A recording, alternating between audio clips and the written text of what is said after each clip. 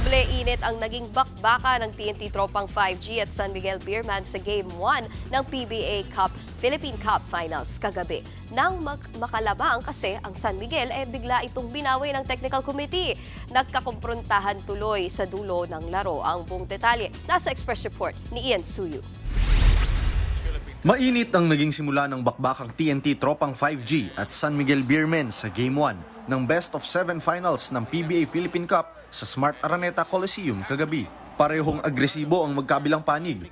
Gumana agad ang mainit na 3-point shooting ng Tropang 5G para makabuo ng 24-point lead. Pero nag-iba ang ihip ng hangin nang bumuelta sina Junmar Fajardo at Don Trollano ng 19-0 run para makalamang with 1:45 remaining sa fourth quarter. Dito na nanggigil ang dalawang koponan hanggang sa Hesitates, tries to slam it, it goes. It didn't work with the slam. biglang binawi ng PBA technical officials ang isang dunk ni Mo Tautua sa 56-second mark ng laro. Dahil dyan, muling lumamang ang Tropang 5G hanggang sa tuluyan na nilang nakuha ang first blood ng serye. Final score, 99-96 para sa Tropang 5G.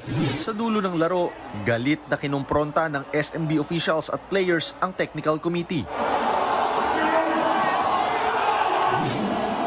Pati mga San Miguel fans, napabu sa resulta ng laro. Hindi raw makatarungan ang pagbawi ng kanilang lamang, lalo't nakasira ito sa momentum nila. Dead ball naman yun. Counted, dead ball. Dapat, nireview kagad nila. Diba? Nireview nila kung counted o not. Pinaling na sila eh.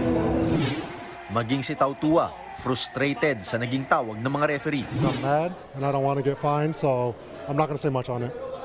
We all saw the play.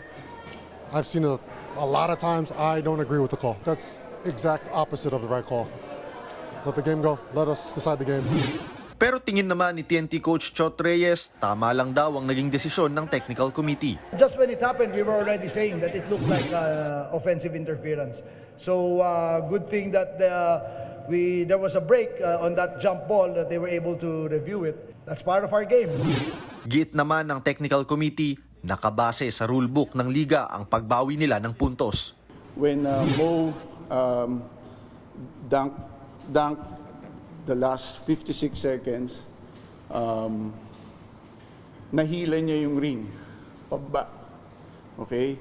But the contention of course, the coaching staff was yung bola was straight and entered the ring. Regardless kung may tamaan siya ng part ng ring, okay, the fact na nahila niya yung ring pababa, okay, is a violation already. Considered a offensive basket interference. Susubukan ng San Miguel Beer na maitabla ang serye sa 1-all sa Game 2 na gaganapin sa Miyerkules sa Smart Araneta Coliseum. Nagbabalita mula sa frontline, Ian Suyu, News 5. Mga kapatid, Nikki de Guzman po. Para sa pasada ng mga rumaratsyadang balita, mag-follow at mag-subscribe na sa social media pages ng News 5.